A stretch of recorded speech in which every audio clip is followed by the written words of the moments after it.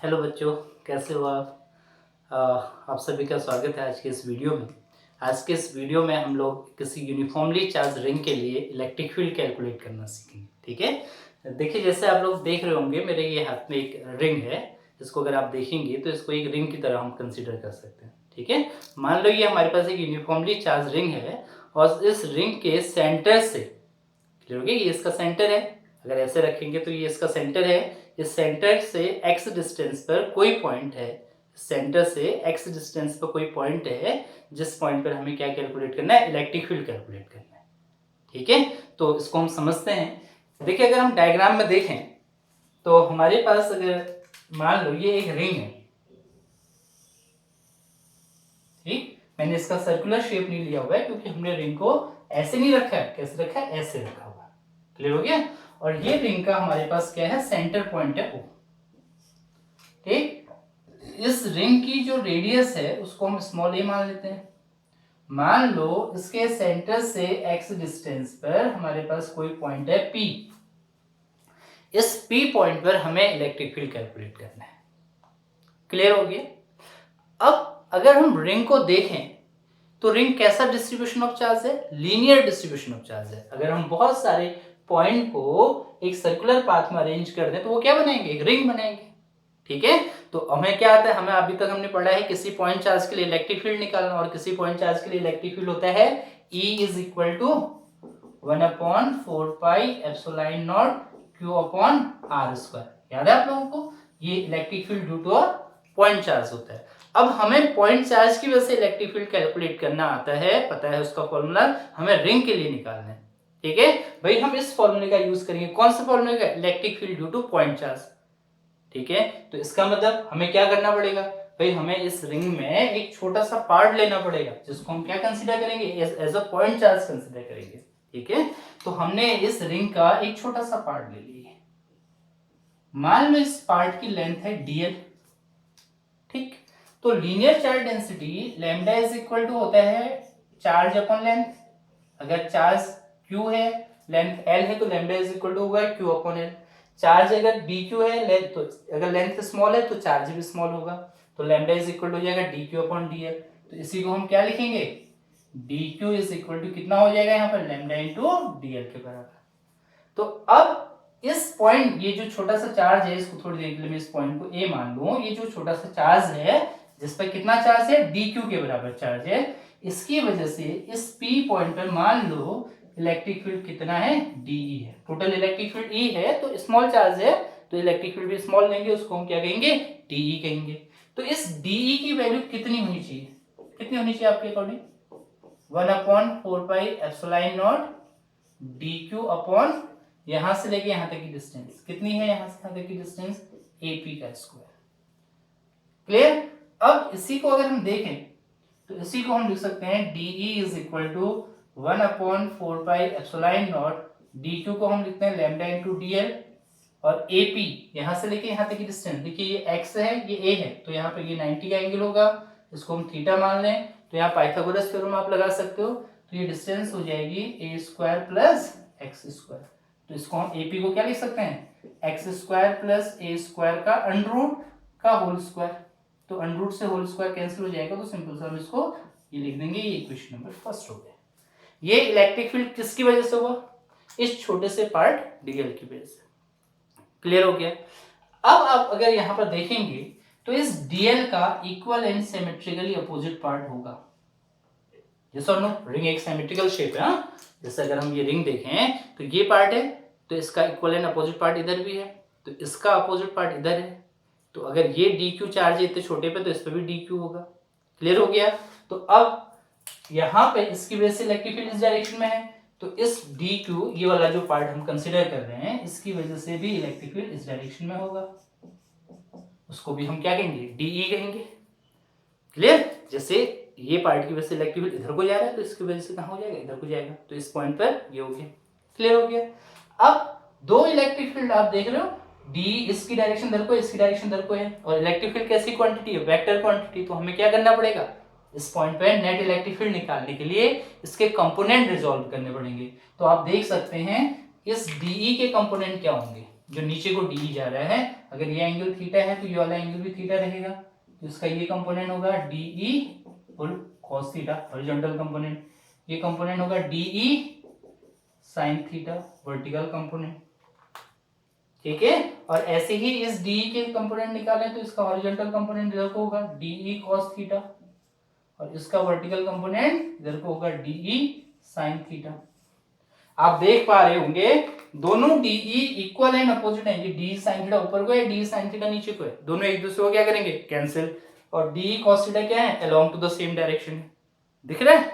अब ऐसे ही अगर इस रिंग में देखें, देखो बच्चों ये जो पार्ट है, ये वाला जो पार्ट दिख रहा है आपको, इस छोटे से पार्ट का डायमेट्रिकली अपोजिट पॉइंट यहाँ है, इसकी वजह से जो इलेक्ट्रिक फील्ड होगा और इसकी वजह से जो इलेक्ट्रिक फील्ड होगा, दोनों के वर्टिकल कंपोनेंट यानी कि डीई साइन थीटा कंपोनेंट एक दूसरे को कैंसिल कर रहे हैं। ऐसे यहाँ पर का वर्टिकली डायमेट्रिकली अपोजिट पॉइंट इधर हुआ, इनकी वजह से भी जो इलेक्ट्रिक फील्ड होगा वो भी एक दूसरे को क्या करेंगे कैंसिल कर देंगे। समझ तो नहीं आ रहा। अब ऐसे ही इसका और इसका डायमेट्रिकली पॉइंट एक दूसरे को वर्टिकली जो पॉइंट कंपोनेंट्स उनको कैंसिल करेंगे। मींस कहने का मतलब ये है कि हर पॉइंट का डायमेट्रिकली अपोजिट पॉइंट होगा, सिमेट्रिकल पॉइंट होगा, और जिनके दो सिमेट्रिकल पॉइंट्स के vertical component of electric field एक दूसरे को कैंसिल करेंगे, और केवल इलेक्ट्रिक फील्ड किसकी वजह से होगा, it is because of the horizontal component, और हॉरिजॉन्टल कंपोनेंट किसकी वजह से कितना है डीई कॉस थीटा। तो इसका मतलब हुआ कि इस P पॉइंट पर जो नेट इलेक्ट्रिक फील्ड होगा E किसकी वजह से होगा, हर एलिमेंट का ना, ये एलिमेंट, इस एलिमेंट, ये वाला एलिमेंट, इसके अपोजिट वाला एलिमेंट, ये एलिमेंट, इसके अपोजिट का एलिमेंट, ये एलिमेंट, इसके अपोजिट का एलिमेंट, हर एलिमेंट के जो अपोजिट पॉइंट हैं उनका, हर एलिमेंट का जो अपोजिट पॉइंट है, ये एलिमेंट और ये एलिमेंट दोनों का वर्टिकल कंपोनेंट कैंसिल कर रहा है, और केवल इलेक्ट्रिक फील्ड किसकी वजह से होगा हॉरिजॉन्टल। अगर हम इसको n छोटे छोटे पार्ट्स में तोड़ लें तो इसका मतलब कितना हो जाएगा, E किसके बराबर होगा dE cos theta plus dE cos theta plus dot dot dot ऐसे n टाइम्स तक डीई कॉस थीटा आ जाएगा। क्लियर हो गया। सबके वर्टिकल कंपोनेंट कैंसिल कर रहे हैं, केवल किसकी वजह से हो रहा है हॉरिजॉन्टल की वजह से। तो अब net electric field E is equal हो जाएगा, जहां पर समेशन हो रहा है ना, सेम टर्म रिपीट होती है तो क्या करते हैं हम समेशन साइन यूज करते हैं, समेशन को रिप्लेस करते हैं इंटीग्रेशन का, तो इन शॉर्ट में इसी को हम लिख सकते हैं डीई कॉस थीटा। अब आप यहां पर देखें डीई की वैल्यू कितनी है 1/4 pi epsilon naught lambda dl upon x square plus a square into cos theta. कैसे निकालेंगे कॉस, इस ट्रायंगल में देखो cos theta is equal to base upon hypotenuse, base is x, hypotenuse is a square plus x square. तो E is equal to कितना हो जाएगा बोलो 1/4 pi epsilon naught is constant, बाहर ले लो, लैम्डा कांस्टेंट है बाहर आ जाएगा, x कांस्टेंट रहेगा, सेंटर से जो डिस्टेंस है वो फिक्स है तो वो भी कांस्टेंट रहेगी, अपॉन, समझ में आ गया। तो यहां पर देखो बेटा इसकी पावर है 1 और यहाँ पर इसकी पावर है x square plus a square plus x square को हम x square plus a square भी लिख सकते हैं एक ही बात है। इसकी पावर है हाफ, रूट करना होता है हाफ, तो इनटू करने में पावर ऐड हो जाती है, 1 प्लस हाफ कितना हो गया x square plus a square whole power 3/2। ठीक है, ये सारी टर्म कांस्टेंट है भाई, एक्स कांस्टेंट है, फिक्स डिस्टेंस हमने लिए, जो भी लिए 5 सेंटीमीटर 10 सेंटीमीटर जो भी लेंगे फिक्स लिए, इनटू अब बचा क्या इंटीग्रेशन ऑफ डीएल। क्लियर हो गया। dx का इंटीग्रेशन कितना होता है x, dl का इंटीग्रेशन कितना होगा l, और l कितना है यहाँ पर, l किसके बराबर होगा लेंथ ऑफ द वायर, और वायर की लेंथ इस रिंग की लेंथ कितनी होगी इसके सर्कमफेरेंस के बराबर, तो इसका मतलब इंटीग्रेशन ऑफ dl किसके बराबर होगा 2 पाई इंटू a के बराबर। तो क्या लिख सकते हैं इसको हम E is equal to 1/4 pi epsilon naught lambda into x upon x square plus a square, ठीक है, होल पावर 3/2 और dx dl का इंटीग्रेशन हो जाएगा 2 पाई a। ठीक है, और यहां पर आप चाहें तो लिख लें इंटीग्रेशन ऑफ dl किसके बराबर होगा सर्कमफेरेंस के बराबर होगा 2 पाई a के बराबर होगा। क्लियर हो गया। ठीक है, अब आप देखो ये जो हमारे पास है E is equal to 1/4 pi epsilon naught lambda into 2 pi a. Lambda is linear charge density, 2 pi a is the length. Linear charge density multiplied by length को हम क्या कहते हैं? क्या था हमारे पास? Lambda is equal to charge. अगर हम मान लें टोटल चार्ज q है, टोटल लेंथ कितनी है यहाँ पर हमारे पास? 2 पाई a. तो q इज इक्वल टू कितना हो जाएगा? 2 pi lambda into 2 pi a. तो लैम्डा इंटू 2 पाई a को क्या लिख सकते हैं हम? q into x upon x square plus a square whole power 3/2. ठीक है, तो ये हमारे पास इलेक्ट्रिक फील्ड होगा कहां पर? किसी पॉइंट चार्ज, किसी यूनिफॉर्मली चार्ज रिंग के अलोंग एक्सिस किसी पॉइंट पर अगर आपको इलेक्ट्रिक फील्ड निकालना है तो उसकी वैल्यू इतनी रहेगी. ठीक है, अब लोग पॉज करके उसको आराम से नोट कर लो. देन देखो बेटा, तो ये तो हमारे पास हो गया expression for electric field along to the axis of ring. Axis of ring और कितना आ रहा है वो? E is equal to 1/4 pi epsilon naught q into x upon x square plus a square whole power 3/2, where q किसके बराबर है? q is the charge of the ring and where लिख देता हूं मैं यहाँ पर q किसके बराबर है? लैम्डा इंटू 2 पाई a के बराबर. अगर आप लीनियर चार्ज डेंसिटी के टर्म्स में लिखना चाहेंगे तो लैम्डा की q की वैल्यू पुट कर देना, लैम्डा इंटू 2 पाई a. ठीक है, it is the electric field along to the axis of the ring. Clear हो गया? आई थिंक सबको समझ में आ गया होगा. किसी को प्रॉब्लम होगी तो आप लोग पूछ लेना. ठीक है, पढ़े आगे चले. देखिए, अब इसके बहुत सारे केसेस बनते हैं. क्या केसेस बनते हैं? देखो, केस फर्स्ट से हम लोग स्टार्ट करते हैं. केस 1 हम देखें. केस 1. ठीक है, अब अगर हम eight the centre of ring की बात करें, सेंटर ऑफ द रिंग, देखो बच्चों, रिंग के सेंटर पर x कितना होगा? बोलो. अगर मैं इस पॉइंट को यहां ले आऊं तो ये x कितना होगा? बोलो. 0. समझ तो नहीं आया? पक्का? तो x इज इक्वल टू कितना होगा? 0 होगा. अब x की जगह अगर मैं 0 पुट कर दूं तो इलेक्ट्रिक फील्ड कितना हो जाएगा? 0. तो इसका मतलब eight the centre of the ring electric field कितना होता है? 0. समझ गए? क्लियर? अब दूसरा देखो बेटा, अगर हम पॉइंट को बहुत उधर ले जा रहे हैं, ये आपको दिख रहा है बोर्ड, हमने बहुत दूर ले जा रहे हैं, उधर बहुत दूर डिस्टेंस पे. ठीक है, मींस केस 2 ले लेते हैं. When x is much greater than a, means हमने पॉइंट वेरी फार ले लिया.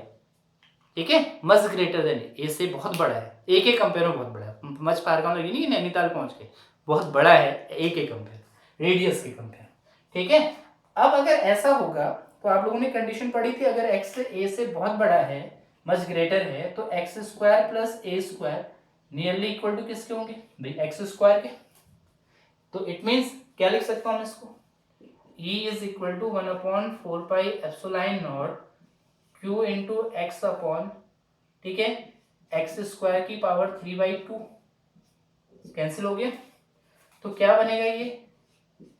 E is equal to 1/4 pi epsilon naught q upon, देखो नीचे बचा एक्स क्यूब, एक्स की पावर 3, एक एक्स उड़ा दो तो कितना बच गया? 2.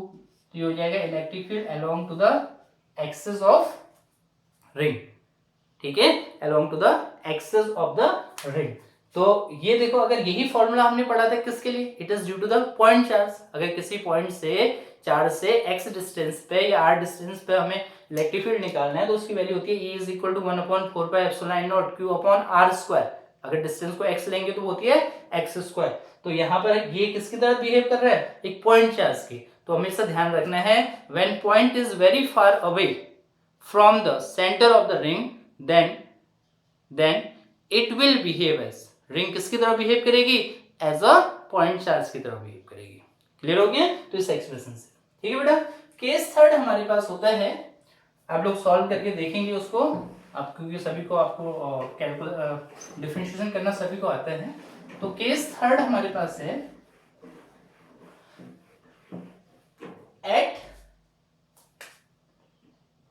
केस है at distance x is equal to plus minus a upon root two. Ring के सेंटर से plus minus a by root two distance पर इलेक्ट्रिक फील्ड क्या होता है? मैक्सिमम होता है, मैक्सिमम होती है। मैं हिंट दे देता हूं कैसे निकालोगे। मैक्सिमम मिनिमा की कंडीशन पढ़ी थी हमने, d upon d x is equal to 0 रखेंगे। क्लियर हो गया? मैक्सिमम मिनिमा के लिए कंडीशन होती है d upon d x is equal to 0 रखेंगे। ई की वैल्यू निकाल चुके हैं हम, तो क्या हो जाएगा? D upon d x of is equal to 1 upon 4 pi epsilon naught q into x upon x square plus a square whole power 3/2 is equal to क्या रख देंगे? 0। इसको डिफरेंशिएट करोगे इक्वल टू 0 रखोगे तो x की वैल्यू आएगी plus minus a upon root two.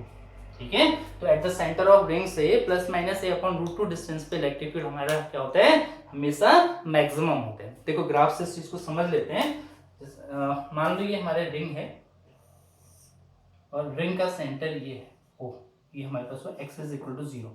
ठीक है, जैसे कि रिंग हमारे पास है, रिंग का सेंटर को हमने ओरिजिन पे मान लिया, यहाँ से इधर को हम पॉजिटिव लेंगे, यहाँ से इधर को नेगेटिव लेंगे। ठीक है, तो ये रिंग का सेंटर हो गया। तो इस पॉइंट पे हमें इलेक्ट्रिक फील्ड निकालना है, तो ये प्लस ई को दिखा रहा है इधर, ये माइनस ई को दिखा रहा है। ठीक है, तो यहां से अगर हम चलते हैं तो हमारे पास जो है इलेक्ट्रिक फील्ड, ये जो डिस्टेंस होगी plus a upon root two, और ऐसी यहां पर वो डिस्टेंस आएगी x is equal to minus a upon root two. ठीक है, ठीक, ये मीन्स नेगेटिव डायरेक्शन में, तो इसे नेगेटिव मारा है, x की वैल्यू नेगेटिव रखेंगे तो ये नेगेटिव में आएगा, यहाँ को रखेंगे पॉजिटिव रखेंगे। ठीक है, तो ऐसा ग्राफ बनेगा इलेक्ट्रिक फील्ड के लिए। अगर इसी को हम मैग्नीट्यूड लिख लेते, e की जगह हम केवल मैग्नीट्यूड लिखते, यहाँ पर हम e का मैग्नीट्यूड लिखते, तो तब हम इस ग्राफ को ऐसा बनाएंगे। ये डिस्टेंस होगी x is equal to plus a upon root two, और ये डिस्टेंस होगी x is equal to minus a upon root two, और ये होगी x इज इक्वल टू 0। ठीक है, तो इस तरीके से हमारे पास, ठीक, ये हमारा आज का टॉपिक था, आज का वीडियो बना था हमारे पास electric field due to uniformly charge circular ring के लिए। ठीक है, काफी इंपोर्टेंट क्वेश्चन है बोर्ड एग्जामिनेशंस के लिए, तो आप इसको अच्छे से तैयार कर सकते हैं। ठीक है बेटा, थैंक यू, आज के लिए इतना ही। ठीक है।